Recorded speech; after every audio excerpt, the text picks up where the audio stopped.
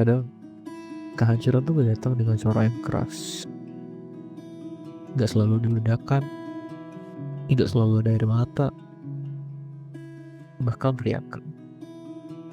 Kadang kehancuran itu ya datang dengan diam, sunyi, pelan, kayak bangunan megah yang retaknya mulai dari dalam. Terus tiba-tiba ambruk tanpa peringatan. Gue tau rasanya, karena gue pernah hancur. Dan yang paling sakit adalah ketika orang lain bahkan gak nyadarin hal itu. Gue pernah jadi orang yang penuh rencana, penuh semangat. Gue tau gue mau jadi apa, gue tau gue harus kemana, dan gue tau apa yang harus gue kejar. Tapi ternyata hidup tuh gak selalu peduli seberapa keras kamu yakin sama diri ini sendiri. Satu persatu fondasi yang gue bangun runtuh. Bukan karena gue malas, bukan karena gue gak cukup pintar, tapi karena kadang realita tuh lebih kuat dari usaha. Dan ketika itu terjadi, gue ngerasa kehilangan segalanya, termasuk diri gue sendiri. Saat itu, gue tiba-tiba teringat cerita dari Karus. Dia yang terbang terlalu dekat dengan matahari. Bukan karena sombong, tapi karena dia penasaran. Dia mau tahu rasanya terbang setinggi itu. Tapi sayap Ikarus yang terbuat dari lilin meleleh. Dan dia jatuh. Bukan jatuh biasa, jatuh yang mematahkan segalanya. Gue ngerasa kayak Ikarus yang sedang jatuh. Dan lebih dari rasa sakitnya, yang paling menghancurkan adalah kesadaran bahwa mungkin gue sendiri yang ngebawa diri gue ke titik ini. Kehancuran tuh merubah kita. Dia ngupas segala lapisan ego yang kita bangun bertahun-tahun. Dia ngambil mimpi, kepercayaan diri, dan bahkan harapan yang sempat kita peluk erat. Dan setelahnya, yang ada hanya hening.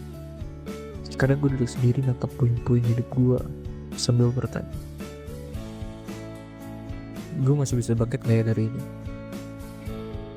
Jujur, gue gak tahu jawabannya. Kadang gue ngerasa iya, kadang gue ngerasa enggak. Tapi satu hal yang gue pelajari dari kehancuran, dia bukan akhir, dia adalah bentuk lain dari kejujuran. Karena semuanya runtuh, gak ada lagi yang bisa gue pura-purain. Semua topeng jatuh, semua citra hilang. Yang tersisa cuma diri gue yang paling mentah, paling lelah, tapi juga paling nyata. Di detik itu, gue mulai ngeliat sesuatu.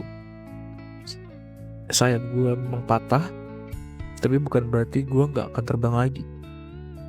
Mungkin sayap yang dulu terbuat dari ekspektasi orang lain, dari mimpi yang bukan milik gue, dari tekanan, bandingan, dan rasa takut gagal. Mungkin memang harus hancur dulu, supaya gue bisa membangun ulang dengan sesuatu yang lebih jujur, dengan arah yang tidak tinggi tapi tulus, dengan sayap yang tidak besar tapi cukup.